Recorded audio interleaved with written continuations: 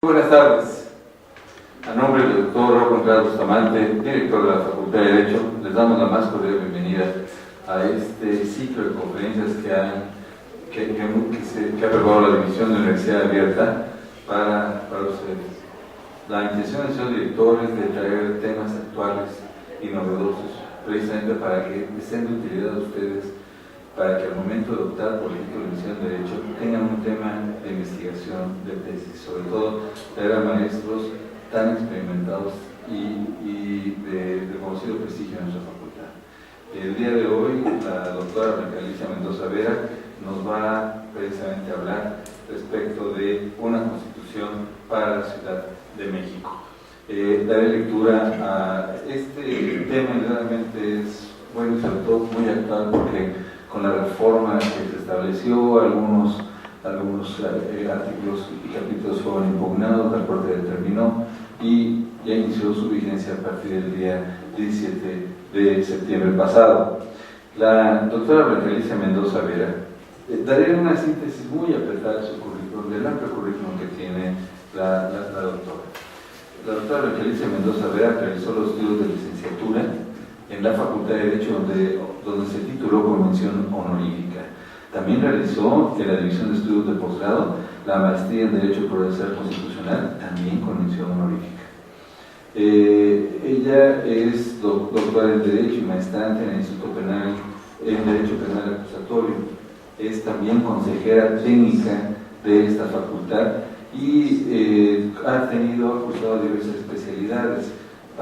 Destacaremos la especialidad de Derecho Fiscal en la Unidad de Posgrado también de esta facultad y también es diplomado en amparo de la Universidad Iberoamericana y el programa de alta dirección de empresas públicas del Instituto Nacional de Administración Pública.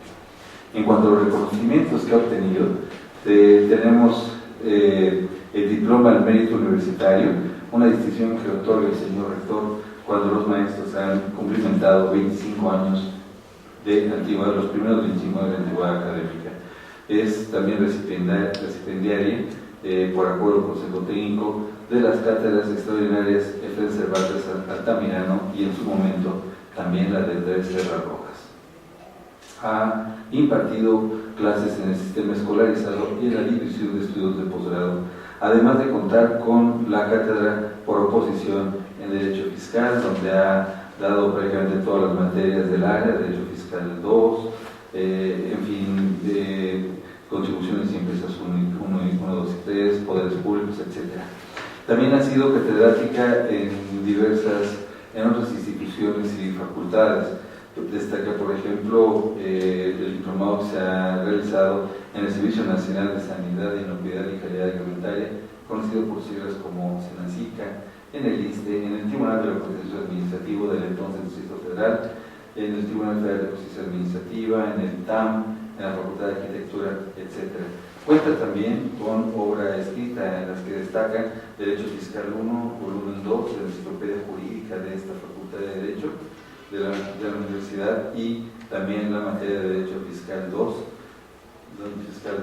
Bien, ya sin mayor preámbulo, yo quiero pedirles que recibamos con un fuerte aplauso a la doctora Blanca Alicia Mendoza Vera. Doctora, bienvenida y muchas gracias por estar aquí con nosotros.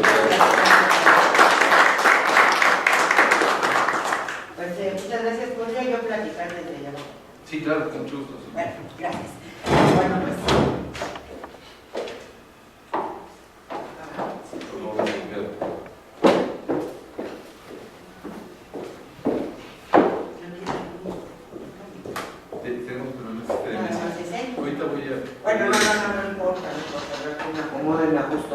no me muevo tanto, es que a mí no me gusta estar sentada, porque, pues no, como que siente el auditorio que no está uno también en acción con él, es una percepción que yo tengo. Desde luego, Fausto, muchísimas gracias, maestro, por haber aceptado invitarme, porque yo quiero decirles que quien aceptó invitarme es el maestro. Yo le pedí el favor y bueno, pues gracias también al señor director, como siempre, nuestro líder. Y bueno, pues es un gusto estar aquí. El público, como había dicho, es chiquito, pero creo que esto nos da una una posibilidad incluso de intercambiar ideas, de ir comentando experiencias, lo que podemos esperar de nuestra Constitución de la Ciudad de México. ¿Y por qué les digo esto? Porque ahorita estamos en una etapa de grandes cambios.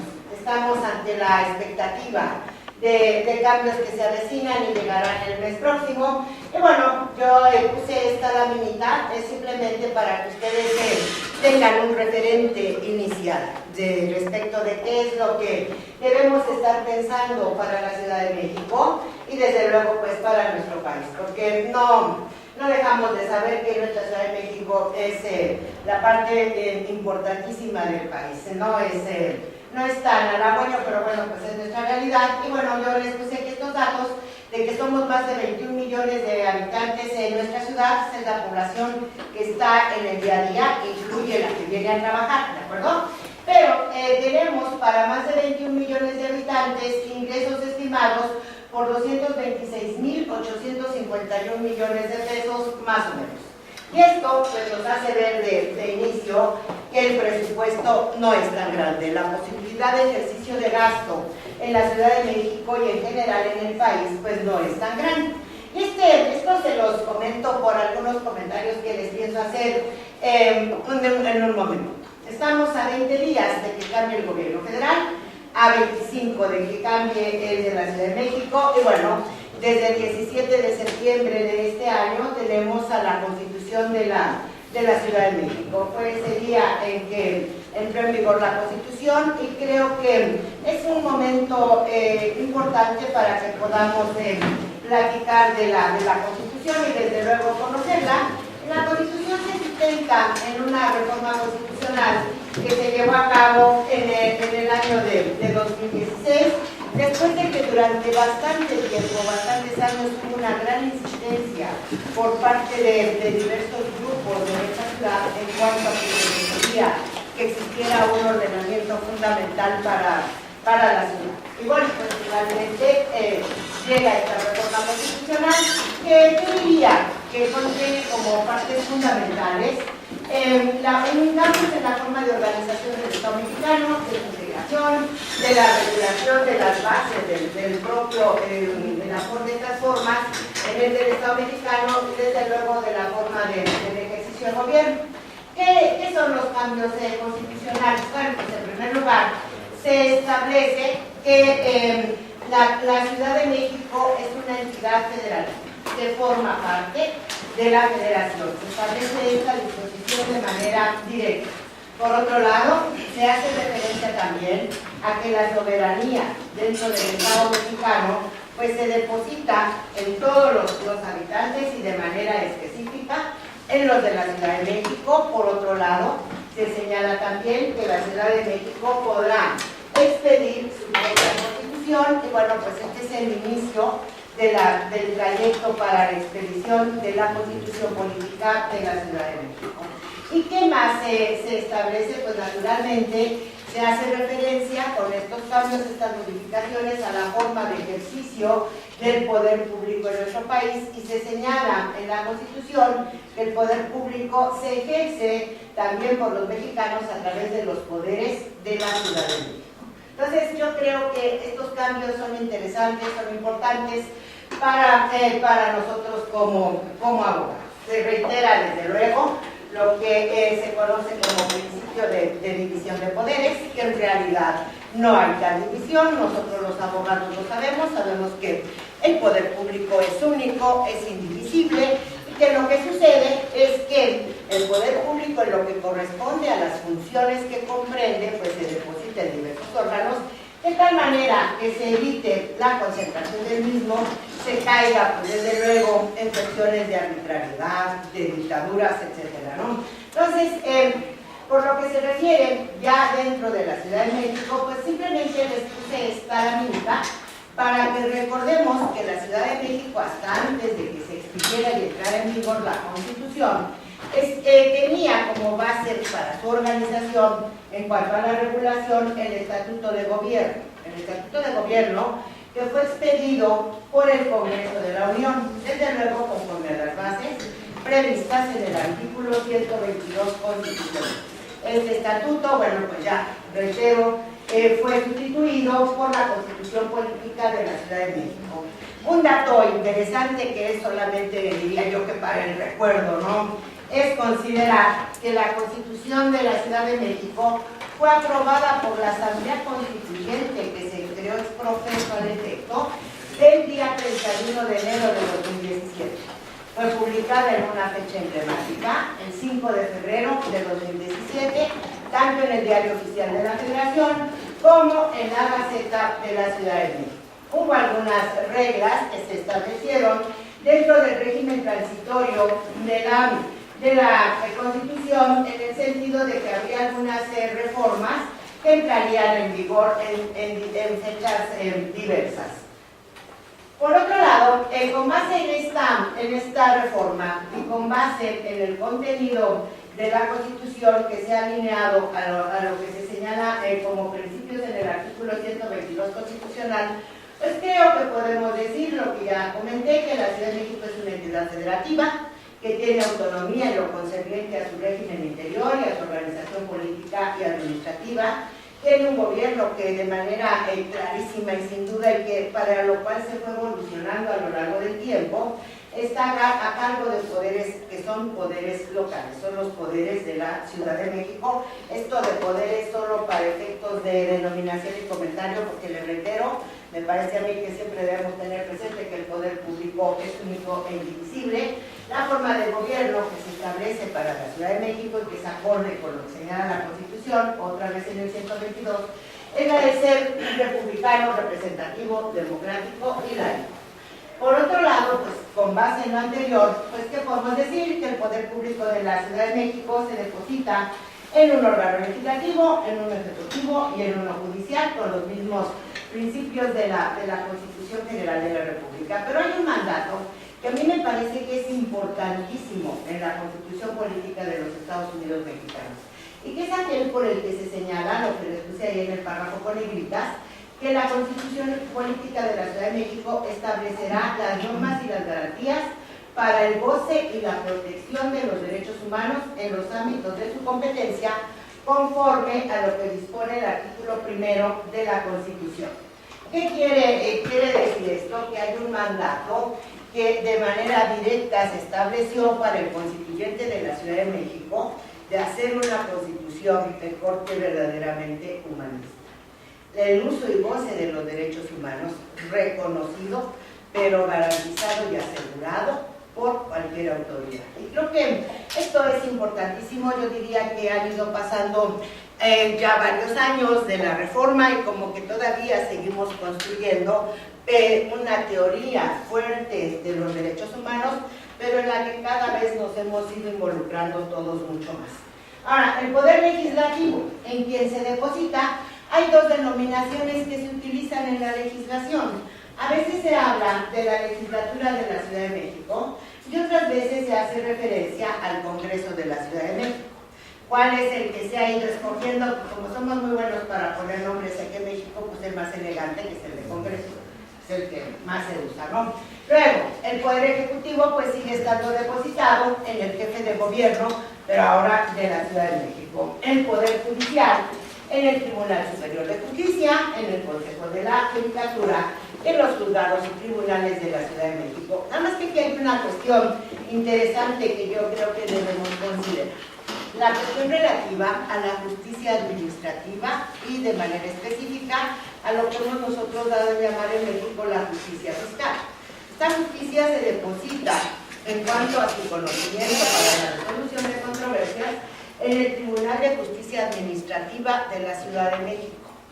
Como sucede en el ámbito federal, tenemos un correlativo que es el Tribunal Federal de Justicia Administrativa.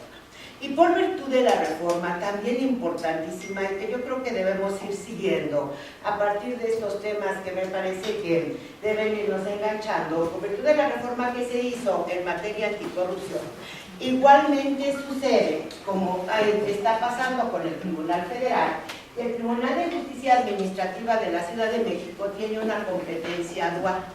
Ha dejado de ser propiamente y solamente un órgano jurisdiccional, es decir, un órgano encargado de la resolución de controversias que se presentan entre el Estado federal y los gobernados, ¿no? Ahora, en el caso de la Ciudad de México, el Tribunal de Justicia Administrativa es un órgano jurisdiccional, ¿cierto? Tiene plena autonomía desde el marco de la Constitución General de la República, porque así se establece expresamente. ¿Para qué? Para dictar sus fallos, para organizarse, para decidir cómo es que va a funcionar siempre dentro de los marcos constitucionales. Establece también procedimientos y recursos contra sus resoluciones. Pero además, tiene la naturaleza el tribunal de ser un órgano sancionador. Un órgano sancionador de hechos graves de corrupción. Yo quiero compartirles que, por lo menos a mí en mi generación, cuando estudiaba Derecho, ¿no? Y cuando empecé a practicar, nosotros veíamos impensable un órgano jurisdiccional que siempre hemos tenido en la mente, que se dedica a emitir sentencias, a resolver los conflictos que ante él se presenten, pues pudiera ser al mismo tiempo un órgano sancionador. Esto todavía llama mucho la atención. Hay que darle seguimiento. Se ha establecido así, ¿para qué? Para que quede en manos de este tipo de órganos administrativos la aplicación de sanciones a quienes cometan hechos graves en materia de corrupción. Esto da lugar a que la organización de estos tribunales pues se esté modificando o se haya modificado. Yo les recomiendo que lo vean. Es un fenómeno interesante desde el punto de vista jurídico en nuestro país.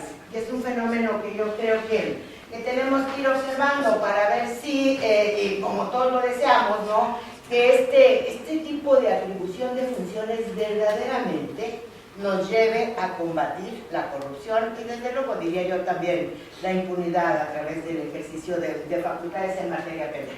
Entonces, como ven, el tema de conocer la Constitución de la Ciudad de México, pues nos depara muchísimas sorpresas, muchísimas cosas que creo que debemos ir siguiendo poco a poco. ¿Cómo se establece la organización político-administrativa dentro de la Ciudad de México en la Constitución de la propia ciudad? Bueno, pues esta organización se basa en demarcaciones territoriales cuyo gobierno está a cargo de las alcaldías. ¿Y qué son las alcaldías? Son órganos político-administrativos integrados por un alcalde y por un consejo, electos por votación universal, libre, secreta y directa para un periodo de 3 años, aunque pueden reelegirse. Tampoco eso en mi generación era algo que viéramos así como que se puedan reelegir los servidores públicos. Nosotros fuimos avanzando con el lema de sufragio efectivo, no reelección. Y de pronto un día de suerte alguien dijo, no, hombre, es que necesitan más tiempo para que desarrollen más proyectos, hay que aprovechar la experiencia. Bueno, pues vamos a proponer que ya no estemos tan opuestos a la reelección. Y bueno, se puede reelegir. Yo diría que esto nos impone la obligación de estar dando seguimiento al resultado en el ejercicio de la función por parte de estos servidores públicos. Y creo que en esto los abogados tenemos un gran compromiso y debemos por eso conocer cada vez más nuestros sistemas jurídicos de tal manera que nuestros criterios puedan ser orientadores. Porque pues estas son cuestiones novedosas, pero que yo diría que tendría que valorarse su resultado. Entonces, ahí está este punto, ¿no? ¿Dónde ejercen los alcaldes? Pues naturalmente sus funciones dentro de sus demarcaciones territoriales. Y bueno, con base en la reforma, ¿qué es?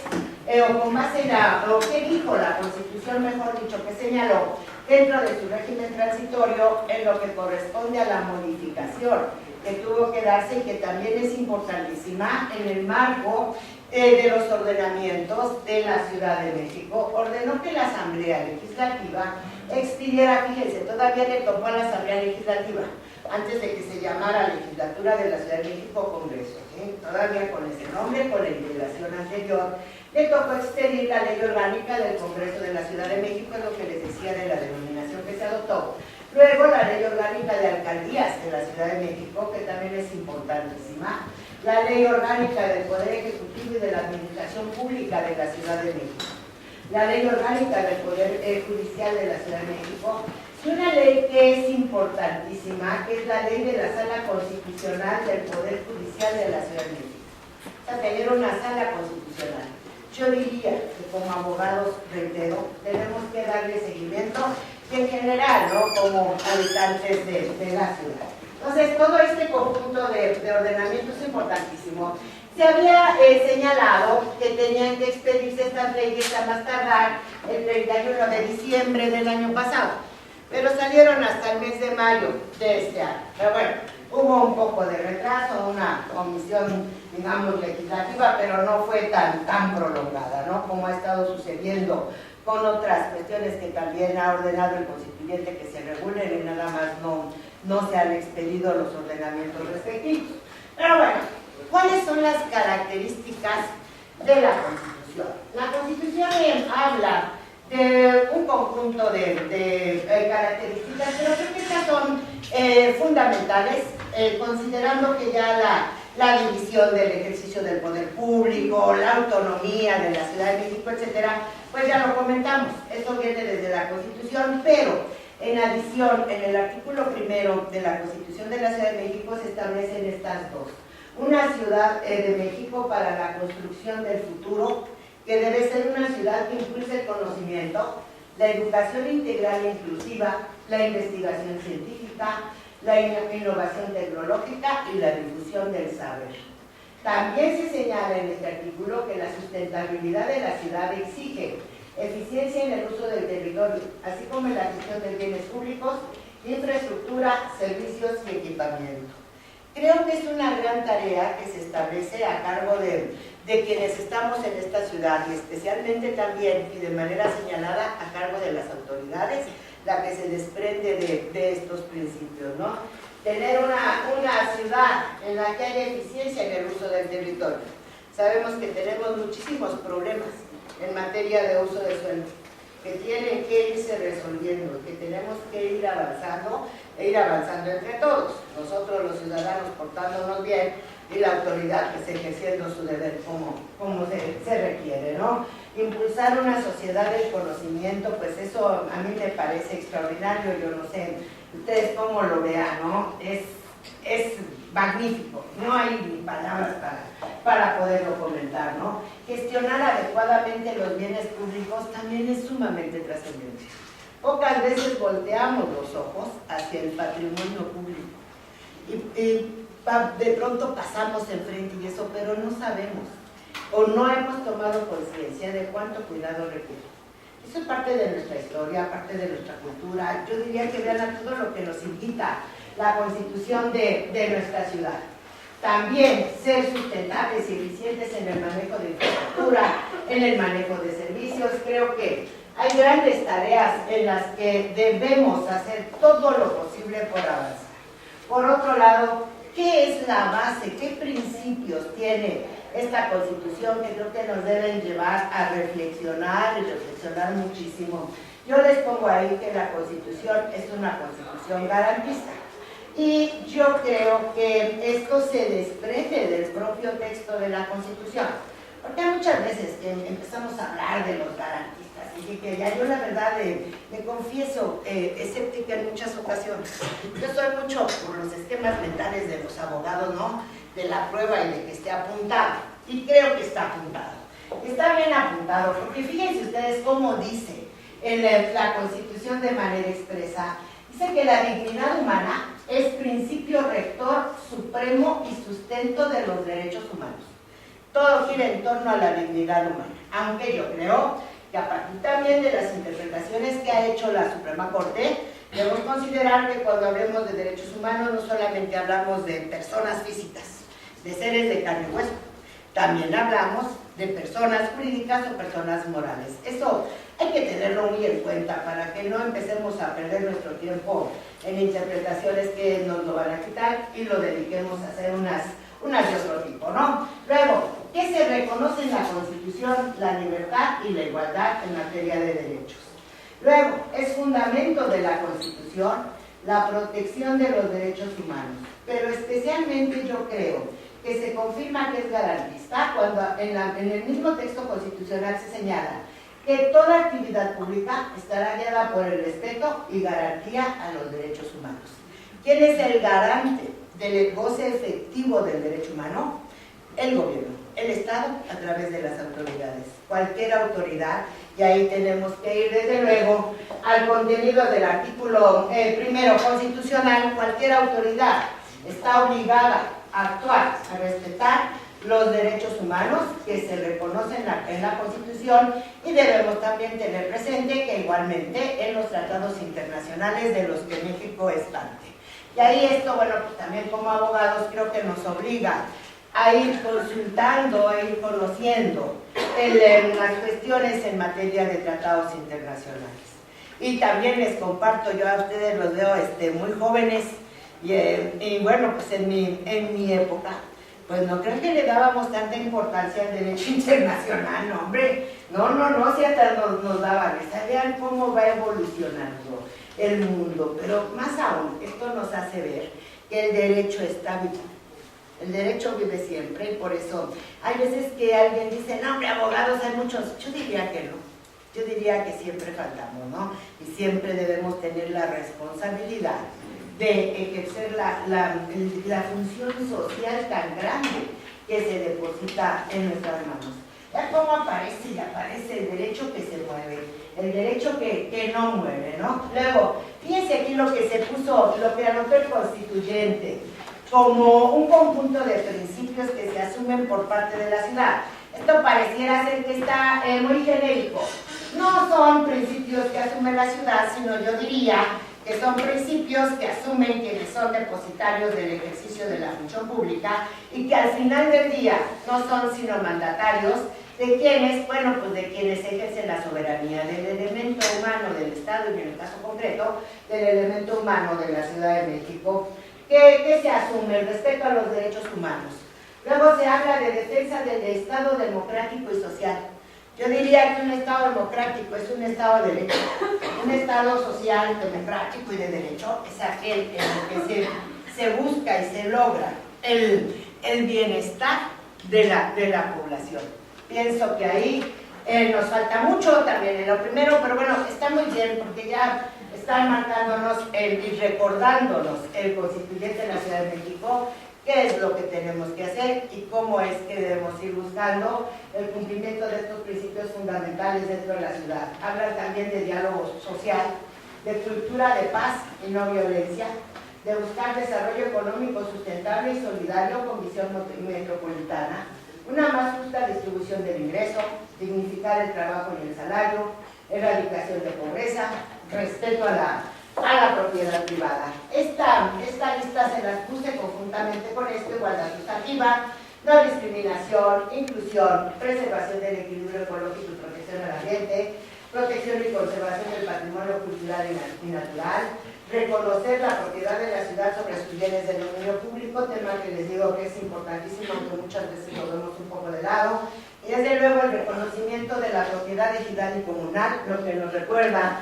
que no solamente somos una población urbana, nuestra ciudad tiene también partes importantísimas de territorio que podemos considerar rural, donde se encuentran estos grupos, y tenemos que, yo diría también, que ver hacia allá y ponernos a analizar estas cuestiones, porque yo advierto que hay veces que como que no nos gusta mucho el derecho agrario. El derecho agrario es bellísimo y debe comprometernos, porque además, por otro lado, como casi nadie lo ve, está encerrado en unos poquitas personas, ahí hay mucha oportunidad para el desarrollo profesional.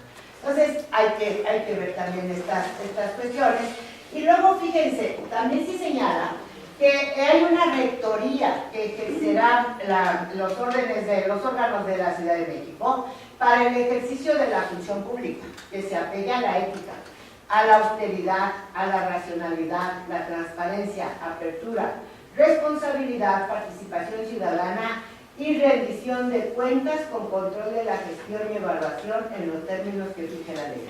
Esta es una grandísima aspiración, porque son un conjunto de actos o actividades de compromiso por parte de la Ciudad de México. ¿Para qué? Para que las cumplan, que cumplan este conjunto de normas o de principios, o como llamarle, los servidores públicos de la ciudad. También la Ciudad de México asume el deber de llevar a cabo una función social para garantizar el bienestar de los habitantes en armonía con la naturaleza. organizar el ejercicio del poder público conforme a principios de democracia directa, representativa y participativa, basada en aquellos principios diversos de interés social, proximidad gubernamental, etcétera, etcétera. Como ustedes pueden ver, hay enormes e inmensas tareas a cargo de todos en la Constitución de la Ciudad de México. Creo que ahora que la tenemos fresca, si nos ponemos a verla, los vemos muy lejanos. Podemos decir a lo mejor que son utopías, que ¿cuándo se va a hacer eso? Yo diría que ya no nos podemos tardar, que debemos empezar lo más pronto posible y creo que debemos correr a aportar. Entre todos diría yo que debemos ayudar. Obviamente que no va a haber un comportamiento que sea ético, de rendición de cuentas claras por parte de un servidor público, si hay un tercero que esté presionando para que incumpla con la norma. Tampoco obviamente lo va a haber cuando ese tercero no es que presione, porque tenemos varias como modalidades de estas cosas que se van suscitando. Cuando ese tercero no es que presione al servidor público, sino cuando a ese tercero lo extorsionan. ¿Para qué? Para que incurra dentro de esta dualidad de corrupción. Creo que nos falta muchísimo por hacer. Pero bueno, si se fijan, estos principios que acabamos de ver de manera somera, pues están vinculados con un listado interesantísimo que viene dentro de la Constitución de Derechos Humanos. Ahí están solamente los títulos genéricos que se contienen en la Constitución. Porque voy a decirles que respecto de cada derecho humano hay un desarrollo que la misma contiene. Por ejemplo, cuando habla de familia, señala la Constitución que, bueno, que todas las familias tienen derecho a desarrollarse, pero también a decidir. Todas las familias no necesariamente deben ser heterosexuales, obvio no son los términos que utiliza el constituyente, ¿no? Es mi traducción. Pero bueno, ese es el sentido de la Constitución, ir hacia que cada ser humano en libertad pueda tomar sus decisiones. Eso es lo que se pretende con este conjunto de disposiciones de la Constitución: autodeterminación personal, integridad y vida libre de violencia. Se hace referencia a que no puede permitirse dentro de la Ciudad de México que se ejerza violencia sobre ninguna persona. Realmente elevado al rango constitucional, en concordancia con la Constitución General de la República, es importantísimo. Es importantísimo porque debe garantizarse este principio en cuanto a su cumplimiento por parte de la autoridad. Y nosotros tenemos el derecho de exigirlo. Habla también de los derechos a la sexualidad, los derechos reproductivos. Esto naturalmente se vincula al tema de los derechos reproductivos. Sabemos con un tema que tenemos ahora situado, el de las mujeres a decidir si abortan o no, cosas así. Y una disposición importantísima, el derecho a la defensa de los derechos humanos. Acudir ante la autoridad a exigirle que se respeten, se preserven, se promuevan, etcétera, los derechos humanos. El derecho de acceso a la justicia también tiene una redacción interesante. Hay el de libertad de creencia, la buena administración pública, la de reunión, asociación, que bueno, pues ya están en la Constitución General, pero que aquí tienen un desarrollo específico e interesante.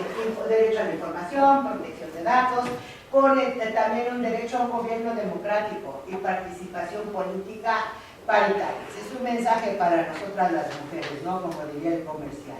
No, hombre, hay que ser paritarios en los órganos legislativos, órganos del Estado. Bueno, ya está ahí paridad de número, creo que falta mucho por avanzar, ¿no?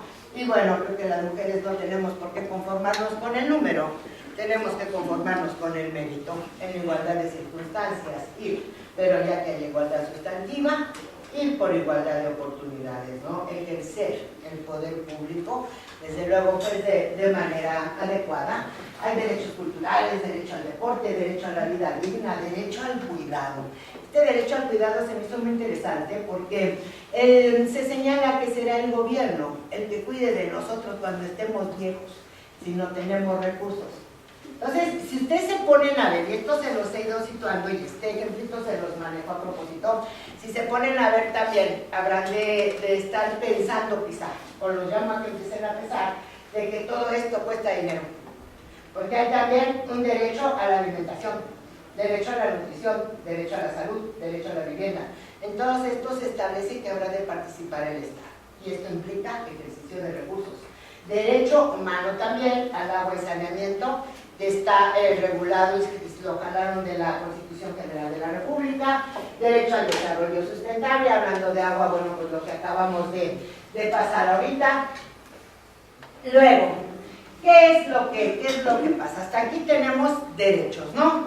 Pero también la Constitución tiene una disposición en la que hace referencia a lo que denomina deberes de las personas en la Ciudad de México. Esta Constitución tiene la particularidad de que no habla de obligaciones. Ahora como que se suaviza el lenguaje legislativo y se hace referencia a deberes. Y otra vez, a mí mucho eso no me gusta, porque si con obligación uno no quiere, con deberes, pues ya se siente uno como que muy librecito, ¿no? Pero bueno, pues así está. A lo mejor es porque yo ya pertenezco a otras generaciones, pero pues bueno, sí, tal. Luego, fíjense, dice, es un principio general el que se establece en el sentido de que todas las personas tienen deberes con su familia, su comunidad y su entorno. Y luego tienen el deber también, esta lista, ejercer y respetar los derechos reconocidos en la Constitución y contribuir al acceso universal a los derechos humanos, tratar a todos con dignidad y sin discriminación. Esta tercera, que fue la que me animó porque ya me estaba dando pena estarles quitando su tiempo, todos tenemos el deber en la Ciudad de México de conocer y cumplir la Constitución y las leyes. Entonces yo dije, bueno, pues voy a ir, les voy a decir que si puedo ir y a ver a alguien se equivoca. Por cierto, gracias por haber venido ustedes. Y bueno, conocer y cumplir la Constitución, respetar y coadyuvar en el desarrollo integral de los miembros de las familias, proteger, preservar y generar un medio ambiente sano, utilizar los recursos naturales de modo racional y sustentable, respetar la vida y la integridad de los animales como seres sintientes, así como brindarles un trato digno y respetuoso. Ven hasta dónde va la regulación de los distintos temas dentro de nuestra ciudad en la Constitución. El deber de la denuncia, ¿no? Denunciar conductas que pudieran ser constitutivas de un delito, y se pone énfasis en que particularmente deben ser denunciados los actos de corrupción. Debe promoverse la defensa del interés general por encima del interés particular, ser solidario con la comunidad y ayudar a otras personas en caso de un accidente, de un desastre natural, y prestar a las autoridades el auxilio para el que fuere legalmente requerido. Luego, conocer, valorar y conservar el patrimonio cultural, natural, etcétera, de nuestra ciudad, participar en la vida política, en la vida cívica, en la vida comunitaria de la ciudad de manera honesta y transparente, promover valores comunitarios. Estos son postulados importantísimos que yo creo que pues vamos a tratar muchísimo de cumplir, porque nos hemos vuelto muy egoístas, muy individualistas y muchas cosas terminadas en amistad, salvo cuando viene un desastre natural, porque ahí sí, en solidaridad nadie nos da. Y qué bueno, tenemos también muchos positivos, ¿no? Luego, les estoy poniendo aquí esta parte, porque también es un deber, y está contemplado como deber, a diferencia de lo que sucede en la Constitución General de la República, que se establece como obligación, ¿no? Esto lleva a poder hacer reflexiones de interpretación interesantes, pero bueno, como estamos hablando de la Constitución de la Ciudad de México, simplemente les digo que también es deber de quienes están en la ciudad el de contribuir al gasto público conforme lo dispongan las leyes. ¿Esto con qué se vincula? Se vincula con el artículo 31 constitucional, fracción cuarta, que deposita el ejercicio de la potestad impositiva, además de la Federación y en los estados, en la Ciudad de México. En el caso de los municipios, bueno, la potestad en cuanto a establecimientos se ejerce por legislaturas locales. Y luego, bueno, ¿qué es esto de contribuir al gasto público y con qué instrumentos? Bueno, pues a través del pago de impuestos, derechos, contribuciones de mejoras, y la Constitución de la Ciudad de México habla de contribuciones que graven la propiedad inmobiliaria. Entonces, esto es una referencia clara al contenido del artículo 115 constitucional en cuanto a campos reservados en materia municipal para los propios municipios.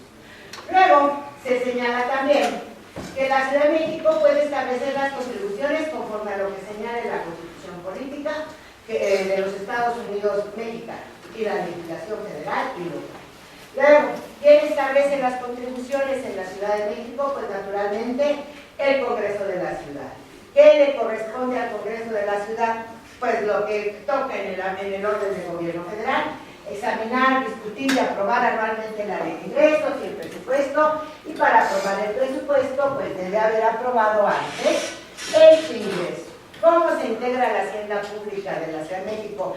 Y dirán que para qué les estoy poniendo esto, ahorita van a ver para qué. Se integra por contribuciones, productos y aprovechamientos, dice la propia Constitución, que el Congreso de la Ciudad establece.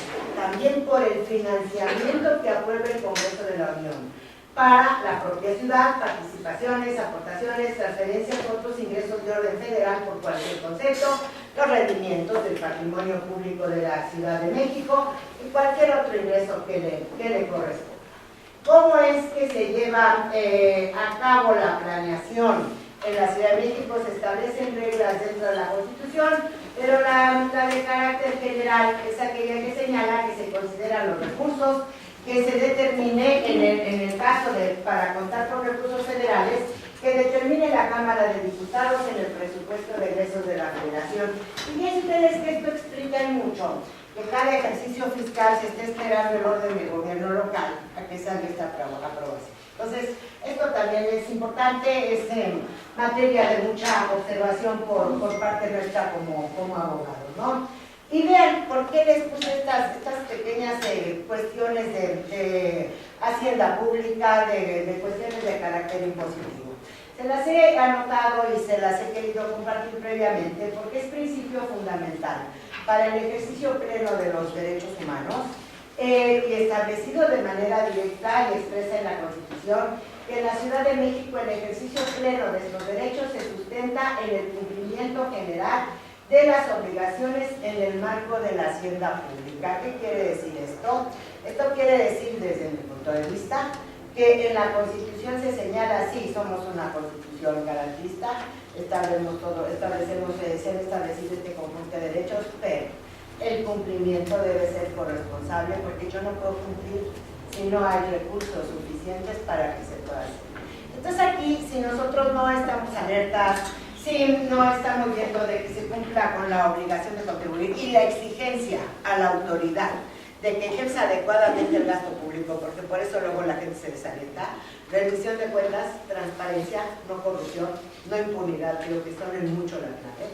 Si no contribuimos y no tenemos estas exigencias, pues nos vamos a quedar en la aplicación del principio de progresividad en materia de derechos humanos, porque acuérdense, el principio de progresividad implica que se irá avanzando, pero habrá derechos en los que se irá cumpliendo en la medida en que haya recursos para poderlo hacer. Si no hay una exigencia de la autoridad, si no hay cumplimiento de nosotros, si exigencia también de parte nuestra hacia la autoridad, corremos el riesgo de que esto se vaya quedando en un conjunto de meros postulados, ¿no? Y creo que hay que ir empujando para que poco a poco vayan fiscalizando estos derechos que son un mundo, ¿no?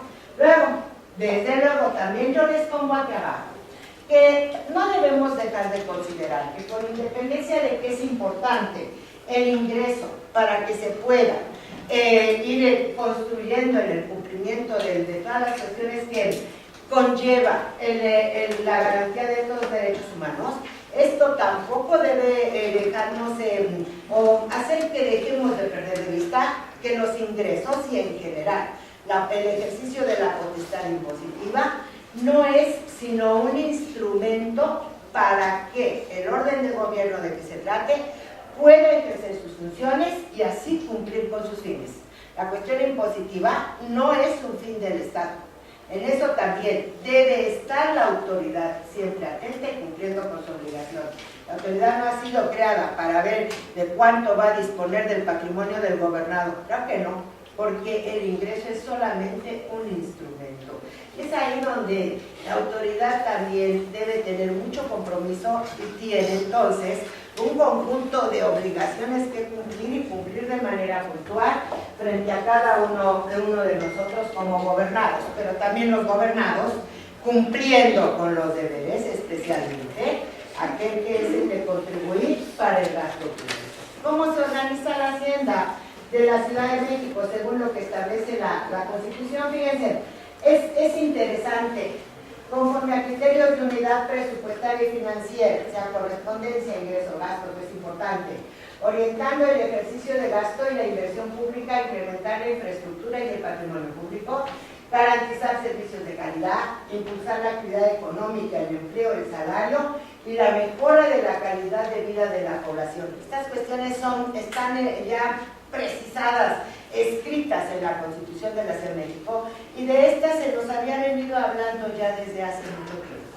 Cada vez que la gente se enoja y cuando se suben contribuciones y eso, no, pues es que se lo gastan, lo tiran, bla, bla, bla, bueno, ya se anota en la Constitución de la ciudad que el gasto debe orientarse fundamentalmente a la inversión pública, no debe privilegiarse lo que conocemos, por ejemplo, como gasto corriente, ¿no? Hay principios que deben cumplirse. Yo diría que los más importantes son estos, porque son los que más llegan a la población. Y luego, pues bueno, ¿a qué le toca recaudar y administrar los ingresos en la Ciudad de México? A las autoridades fiscales de la ciudad. ¿Quién es la autoridad más importante? Pues el jefe o la más alta, digamos, jerárquicamente, mejor dicho, es el jefe de gobierno de la Ciudad de México. Pero hay una secretaría que a través de su titular ejerce las funciones en materia fiscal, que es el secretario de Finanzas. Pero vean cómo se establecen también obligaciones al gobierno desde la Constitución. Es la referente a garantizar que la información catastral y registral sea estructurada, normalizada, vinculada y sistematizada en una institución única conforme lo establezca la ley en la materia. A mí me parece que esta norma significa que va a orientarse la función de tener datos catastrales, datos inmobiliarios, etcétera, la existencia de un solo órgano en el que converja la cuestión catastral y la cuestión registral.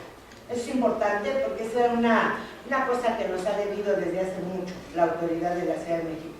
Debe haber unidad, debe haber un manejo también desde luego transparente, de tal manera que se vayan ordenando los problemas en materia de propiedad en la Ciudad de México. Hay en todo el país estos problemas, pero la Ciudad de México no ha escapado a ellas. Se habla y se establece también que habrá estímulos y compensaciones fiscales. A mí, la verdad, no me parece mucho el que haya estímulos de carácter fiscal y compensaciones fiscales, porque esto distorsiona el cumplimiento del principio de equidad en materia impositiva. Ya saben ustedes que las tesis del Poder Judicial dicen que los estímulos, las exenciones, un conjunto de programas se pueden establecer por parte del órgano legislativo por razones de carácter político, social, etc. Yo no creo que esté desvinculada a la cuestión fiscal de factores políticos, de factores sociales, etc. Pero también creo, y se los comparto, que en no pocas ocasiones se abusa de estos esquemas. Y esto erosiona el ingreso que percibe el Estado e impide y va a impedir entonces, si esto se hace de manera exagerada, que reitero, a mí no me parece que tendría que hacerse, pero bueno, si se hace de manera exagerada, pues esto va a frenar el cumplimiento de todas las acciones que tienen que llevarse a cabo para que cristalice verdaderamente goce de toda esta lista tan larga de derechos humanos, ¿no? Bien, me dicen que hay que facilitar el cumplimiento de obligaciones fiscales. Perfecto, eso es importantísimo. El servidor público y quien ejerce la función fiscal debe estar pensando en el establecimiento de ideas que funcionen, que además sean acordes a la Constitución, al ordenamiento ordinario, para ir mejorando y facilitando al contribuyente cada vez más el cumplimiento de la obligación fiscal. Y actuando con el establecimiento de estas facilidades se pone eficaz. Pero fíjense, dice que la ciudad es una ciudad garantista porque las autoridades deben adoptar medidas legislativas, administrativas, judiciales, económicas y las que sean necesarias hasta el máximo de recursos públicos. Vean, esto era lo que les decía hace un momento, de que dispongan a fin de lograr progresivamente la plena efectividad de los derechos reconocidos. ¿Qué quiere decir esto? Nosotros como abogados creo que debemos ser orientadores y cada vez que una persona diga, es que pusieron una pistola y no me han respetado la ciudad, también estaba apuntado esto, porque somos muy dados solamente a dar la buena noticia y la salimos en la foto, así sino transparencia, hablar con verdad, ejercicio de la función pública con ética, ¿no? Y del gobernado, pues también echarle una leyita, ¿no? Hay que orientar, hay que engancharnos con el tema. Fíjense, también se señala que el logro progresivo requiere de una utilización eficaz de los recursos de que se dispongan y además atender al grado de desarrollo de la ciudad. Luego, el ejercicio de la hacienda pública se señala en la Constitución que debe orientarse al cumplimiento efectivo de los derechos humanos o fundamentales. Y por último, fíjense que cuando haya limitaciones graves de recursos se optará por programas específicos y económicos que permitan salvaguardar los niveles esenciales de los derechos. Yo también los llamo a que reflexionen sobre las medidas que están anunciándose, que se van a tomar, que han sido propuestas de leyes, de normas que va a expedir el Congreso respecto de la nueva administración que vendrá. Mucho de lo que se está comentando está aquí y no nos fijamos. Y mucho de lo que se está comentando también está en la Constitución General de la República y ya está. La redistribución del ingreso. Bueno, y a partir de todo esto, para reflexionar y ver, para ver en qué vamos a aportar, pues yo diría que es lo que tenemos que hacer, y perdónenme que vuelva a decirles como abogados que somos, ¿no? Y luego, bueno, pues esta otra cuestión, fíjense, se señala en la Constitución que habrá un sistema integral de derechos humanos en la ciudad, que debe estar articulado al sistema de planeación. ¿Para qué está su fin? Para garantizar la efectividad de los derechos con base en el programa de derechos humanos y diagnósticos, cuya información estadística e indicadores sean base para asegurar su progresividad y su no regresividad, a fin de superar causas estructurales y eliminar barreras que vulneran la dignidad de las personas. A mí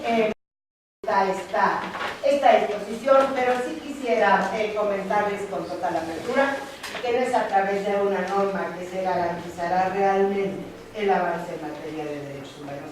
Es el defectito que yo le vería en esta disposición, pero fuera de eso, bueno, a mí me gusta que haya un sistema, que se verifiquen avances en el cumplimiento de derechos humanos, porque esto nos lleva a ir aprendiendo cada vez más a rendir cuentas, a que rinda cuentas la autoridad.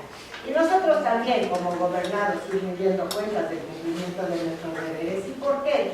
Yo creo que el gobierno debe, en todo caso, garantizar la paz, la tranquilidad y la seguridad de los gobernados en su vida. Estas disposiciones creo que tienen esta orientación, porque igualmente se orientan a garantizar los bienes, los demás derechos para el desarrollo humano de los gobernados.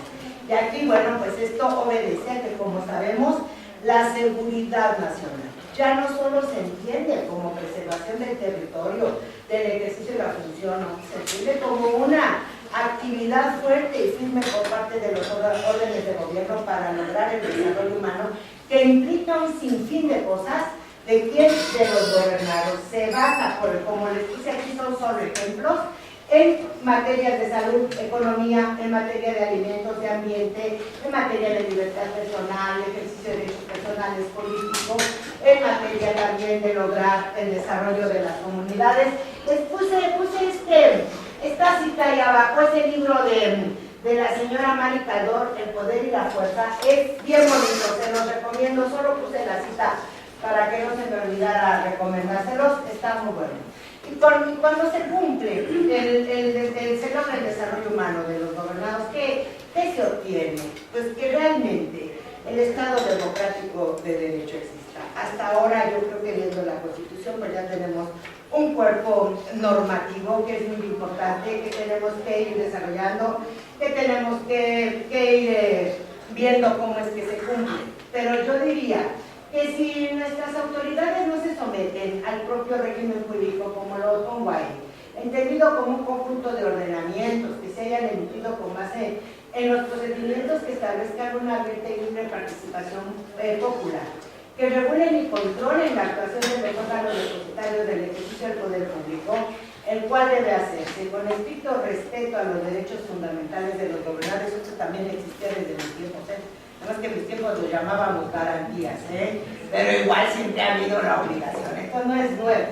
¿Qué es lo que pasa? Si no logramos esto, para tener un Estado democrático de derecho, ¿verdad?, seremos y seguiremos siendo un Estado que produce normas, pero que las utiliza, las aplica o deja de aplicarlas y se sirve de ellas para someter a los grupos sociales o para organizarse y funcionar sin buscar el beneficio de dicho grupo. Y esto no es un Estado de Derecho, es un gran pendiente que tenemos en nuestro país. Y el Estado de Derecho, sabemos, y ustedes lo conocen, se basa en la supremacía constitucional, en el cumplir el principio de legalidad, el principio de división del ejercicio del poder público, la obligatoriedad del derecho con respecto al Estado, la responsabilidad del Estado por todos sus actos frente a los nacionales y el respeto, protección, garantía y promoción de los derechos humanos son fundamentales. Como les he comentado, ¿cuáles son las exigencias básicas en el Estado de Derecho? La fiscalización de la administración, el suficiente control judicial y la garantía jurídico-formal y efectiva de que se van a permitir el ejercicio de estos derechos. ¿Por qué debemos conocer nuestra Constitución? Yo digo que porque somos mexicanos, citadinos y los que estamos aquí tenemos vocación por el derecho, pero sobre todo por esta frase tan bonita que viene en el preámbulo de la Constitución de nuestra ciudad, porque en tanto que dure el mundo, no acabará, no perecerá la fama de la gloria de México, que nosotros venimos de ahí, esos somos nosotros. Muchas gracias, espero haberles encantado.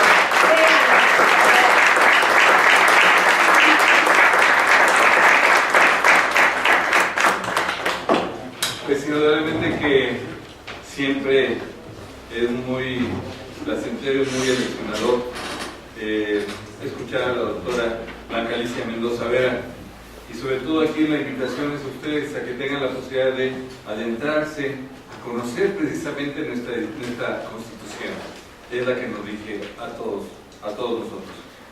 Únicamente me resta entregarle un reconocimiento que el doctor Rocco Contreras Bustamante me ha pedido la entrega de la doctora y que le voy a dar lectura en este momento. La Facultad de Derecho otorga y presenta reconocimiento a la doctora Blanca Alicia Mendoza Vera por su destacada participación como ponente en la conferencia Una Constitución para la Ciudad de México, disertada el 10 de noviembre de 2018 en la Auditorio Sierra Favela de la Facultad de Derecho. Por mi raza de espíritu, Ciudad Universitaria, Ciudad de México, noviembre de 2018, firma doctor Rocco Contreras Bustamante, director de la Facultad de Derecho. Doctora, muchas gracias.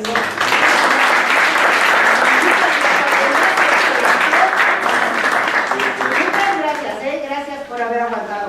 Y otra vez, los invito a que lean la Constitución, por favor.